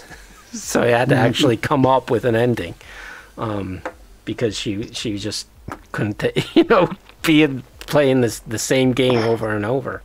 And the other players were of similar attitude, was like, yeah, you know, this has been a great campaign, but we need an ending. Yeah. Sometimes you got to move on. Yep. Anything else you want to add? I've been watching the video scenes, and I am reminded that this movie, Oliver Grunier in this movie may set the record for the most, like, vastly different hairstyles in any movie ever. Yes. Like every scene almost, he's got a different hairstyle for the first half of the movie. Also, he is dirty in different ways throughout the whole movie. Yeah, that's true as well. But yeah. He's grimy. Yeah, so I don't know what else we can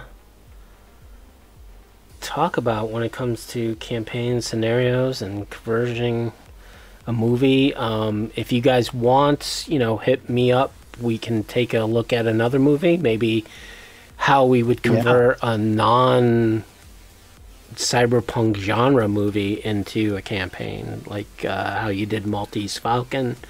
I've seen other movies where I was like, oh, that would make a great cyberpunk campaign, and how I would do that. If you haven't swiped liberally from Casablanca as a cyberpunk GM, are you really playing cyberpunk? Yep. Yeah, Aaron Duran. I used to do that as a younger gamer. We had a lot of various one-shot, kind of connected by the people involved. I would say probably in my mid to late 20s, that's when I started coming up with the campaign, like long campaigns. Like year-long campaigns. Most of the games I used to run prior to that were one-shots or maybe couple of days of gaming. God, I wasted my youth on gaming. I think I used to game like 4 to 5 days a week. That's not a waste. That's the good old days. Yeah, true. Could have been making money, man. I guess so. I don't know. I do regret that at the time, that my early gaming days, basically my blood was pure Cheetos and Coca-Cola. That had pretty negative effects, but I don't regret gaming ever. I wish I remembered a lot of it, though. Sometimes. Yeah, video games kind of are a brain dead activity. Yeah. Or at least can lead into it. I was a World of Warcrafter, so when you got into the dailies and the grind and farming. I've spent truly embarrassing amounts of time on GTA. Yeah, I'm not going to tell you how many hours I put into Cyberpunk 2077. You'll be shocked. Granted, it's the hours are not necessarily true because I had the game kind of running in the background while I did other work. But let's just say I'm in the 4 digits of hours. Yeah, same here. It's I have stepped away from it, waiting for like new content. There better be new content. Damn it! Tired of waiting. Yeah. So we can talk a little bit. So that was our session. So with Cyberpunk 2077, the news I'm hearing around is not a lot because CDPR is, I think, very hush-lipped about the whole thing. I think they learned their lesson on overhyping their crap. They tried to, I think I forget which patch they did. They tried to have a developer roundtable in which they were streaming, and it did not go well. Oh, I missed that completely. Do elaborate. Well, I didn't watch all of it, but basically, the developers were talking about, things that they couldn't talk about and shit like that, right? So they kind of were just glossing over a lot of it about what's to come. And of course the community was like, no, we want to know what's coming. Why did you fix this? Why didn't you fix this? Why didn't you, why do I still can't change my hair color? Why is it still in first person? Why is it, why are vehicles still crap? and they really got hammered for it, and it was just because it was just kind of a little bit of a PR from CD Projekt Red, and that's the problem right now with that game is they hyped it, they tried to present a bunch of stuff, and when they under-delivered, people jumped on their shit. So if they do deliver, they're still going to have their shit jumped on because it's like, well, why didn't you do this in the first place? Why didn't, Yeah, and then there's tons of lawsuits like Capricious Nature. I mean, in the end, the game is still much better than most of the other games that I've played in the last several years. Like warts and all, like it's better. Its launch was better than any Bethesda launch I've ever seen. Yeah. I don't know why people whined about it so very hard. Well, because console games, it was pretty horrible for some console games. But Capricious Nature. Yeah, but like I said, Bethesda games are much worse, and people just don't shut up about how awesome they are. Yeah, Capricious Nature writes, there's tons of lawsuits, need reports on harassment, crunch. Yeah, so, with the lawsuits around, marketing over promising and under delivering, that's another reason why they probably want to keep their mouths shut. It's because of those lawsuits. I've said it before. I honestly think the biggest mistake CDPR made was hiring Keanu Reeves.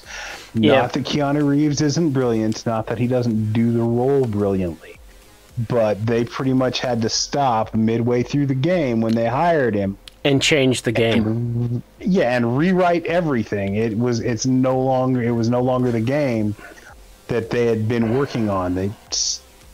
That's my belief anyway, is that they paid so much to have him be part of the game that they were going to squeeze every last drop out of it.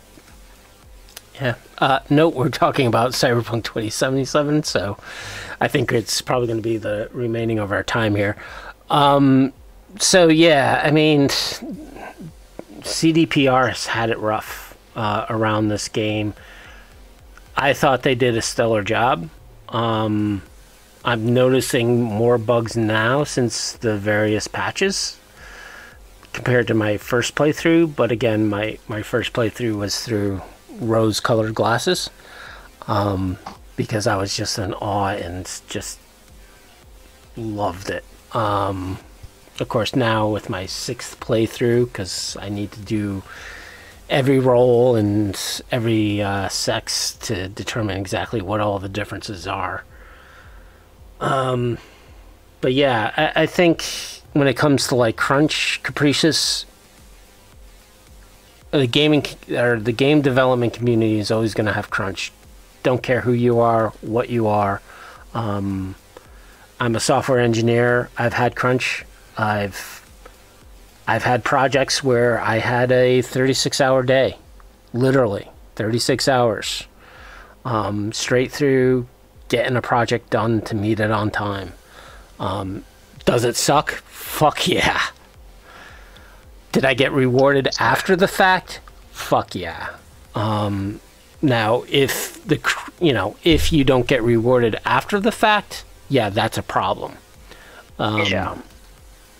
For the hard work you're doing, and it's tough, right? You're trying to meet a deadline, and that was the other problem I think with their release was, because of the various delays, developers are like, hey, we can't go, and then saying it got delayed. Well, really kept trying to push that deadline, and that ended up hurting everything. Although, if it hadn't released in 2020, that would have been a serious missed opportunity. And again, we are, what is it called? The couch quarterbacks, right? And we can hypothesize what happened. So from my stance, they wanted to 2020. They wanted to release it mid 2020. They couldn't because they knew there was flaws. They postponed it, they were getting death threats. How dare you postpone this? We're gonna fucking kill you, you know, and all this other shit. The community, the social media community is just so bloody toxic. Yeah. Like, it makes me sick to be a part of it. Like, death threats over a video game. What the hell is wrong with you people? Yeah, Capricious, the problem is you hear reports, and the problem with this day and age is you don't know the facts. You hear things like that because of disgruntled people who they could be valid, they couldn't be valid. Until you find out, you just don't know all the facts. And that's the problem with this day and age, especially with social media. It's easier to degrade somebody and have that reputation hurt than try to fix whatever happened, right? Exactly. Slipknot, man.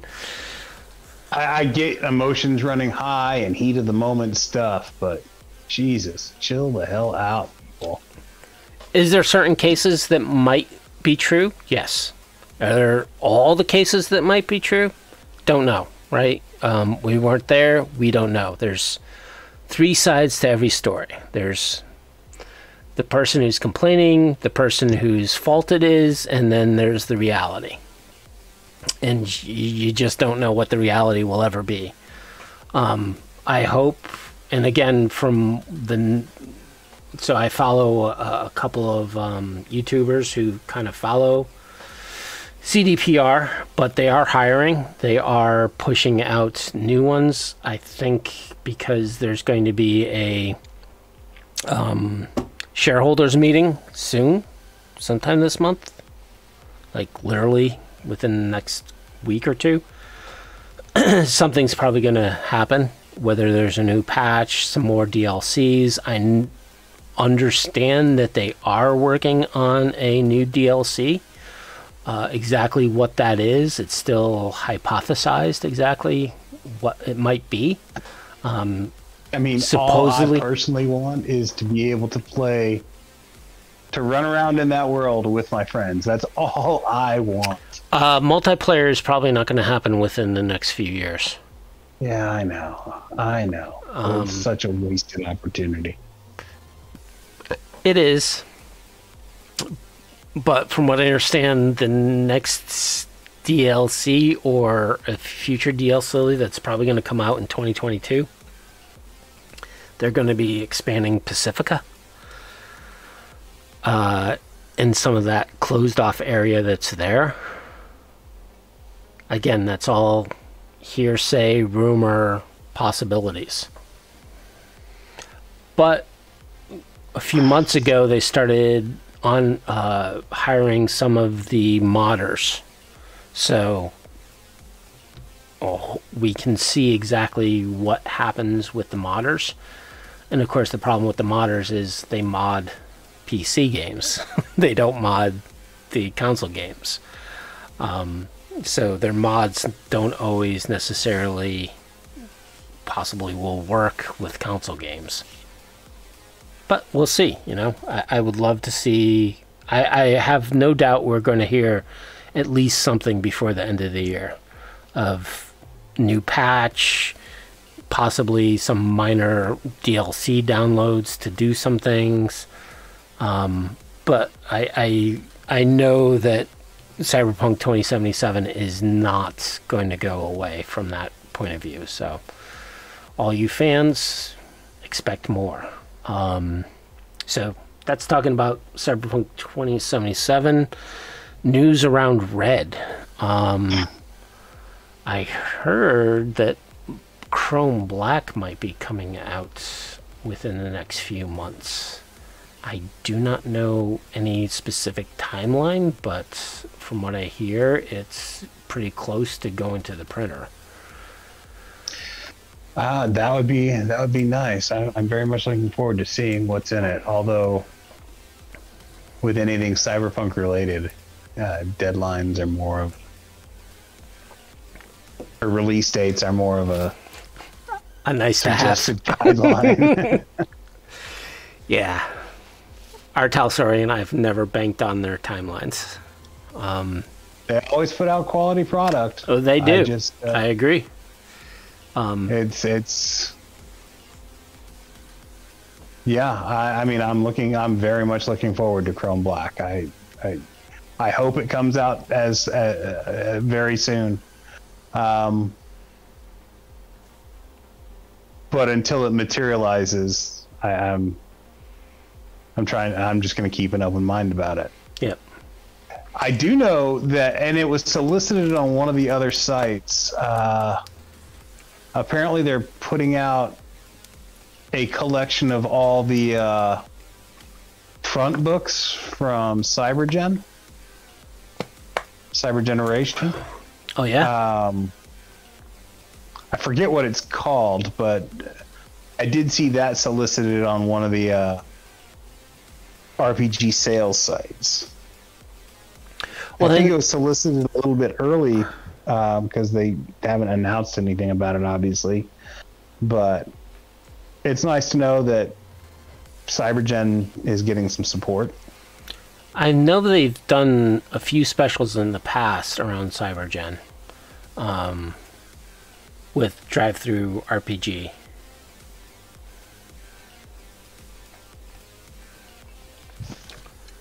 Yeah. So, we'll see.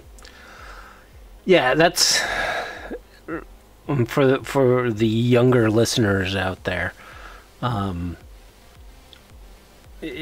Even though we're kind of in another golden age of role-playing games, the real golden age was the 90s, because you had either a supplement or a scenario or some other source book for all the major games that were out there would put out at least once a quarter, right? D&D probably had like 2 or 3 things coming out every month. Cyberpunk was, I would say, once every 6 months, if not once a quarter. During the 90s, yeah, Call like of Cthulhu's would 95. It was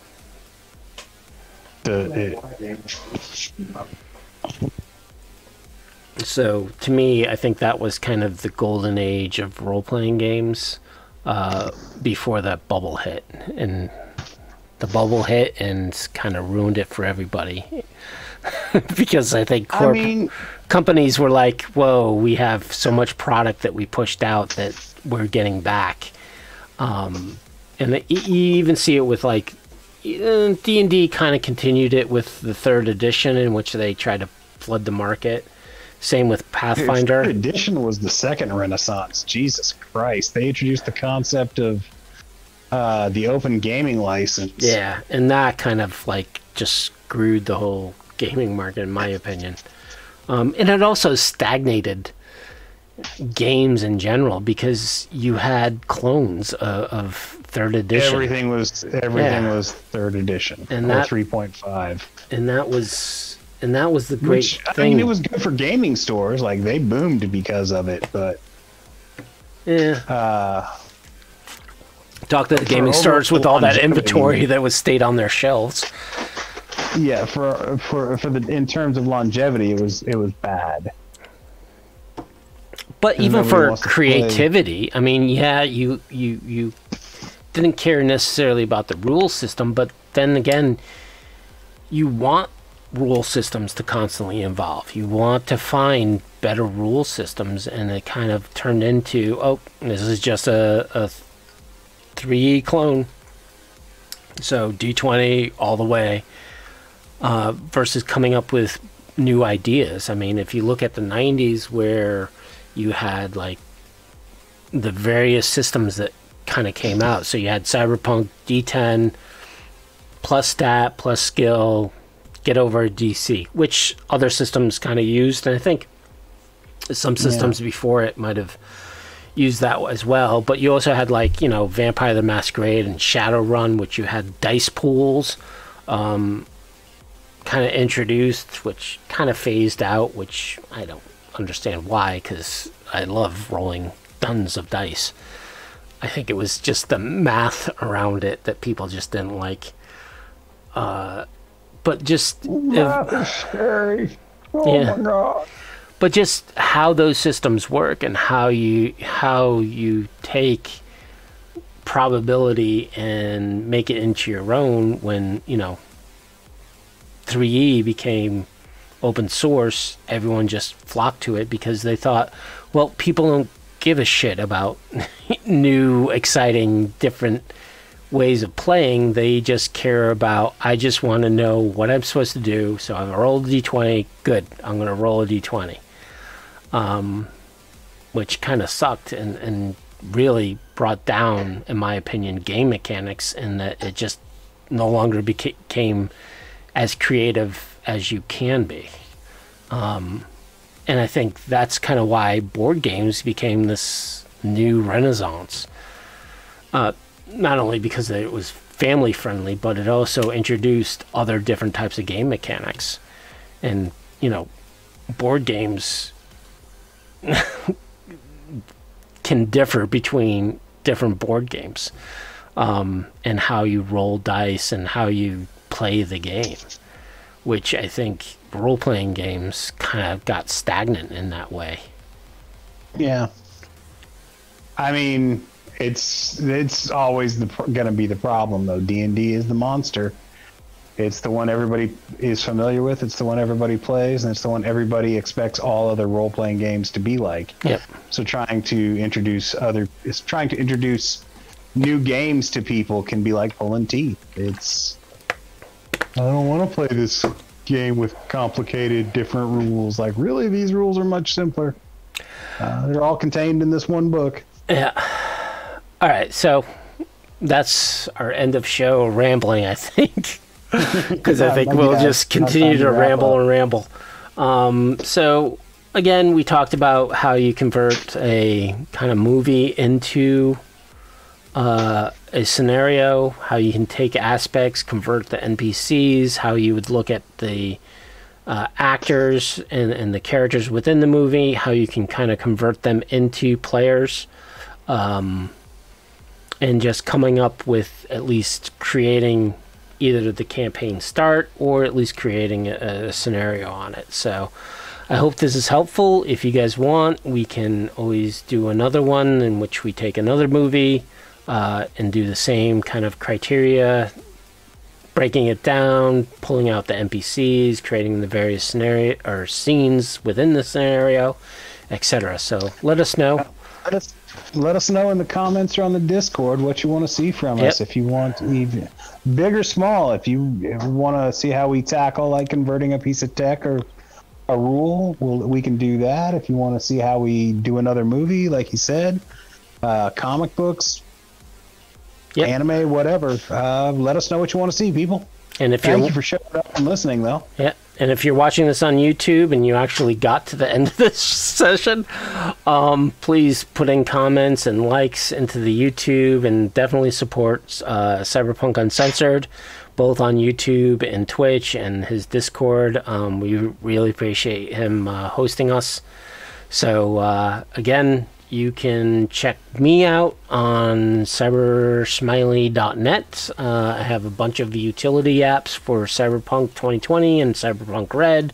A bunch of data there that you can go to and enjoy. So yeah, stop by if you want. Hit me up on Discord. I'm always willing to do some enhancements, or if you have an idea or any bugs that you might encounter, please let me know and I will take a look at them. You can find me, Wisdom, at Datafortress2020.com for all your Cyberpunk 2020 needs. Literally, we got fluff on just about everything. And if it's not there, we're working on trying to get it at some point, maybe in the future. You can also find me on Facebook. You can find me on Discord, but I don't pay attention to it, so I wouldn't suggest it. But yeah. Thank you very much for showing up and listening. You guys have a great night. Yep, definitely. And check us out in 2 weeks. We'll do another episode and talk to you then. Have a great night. Bye. Bye.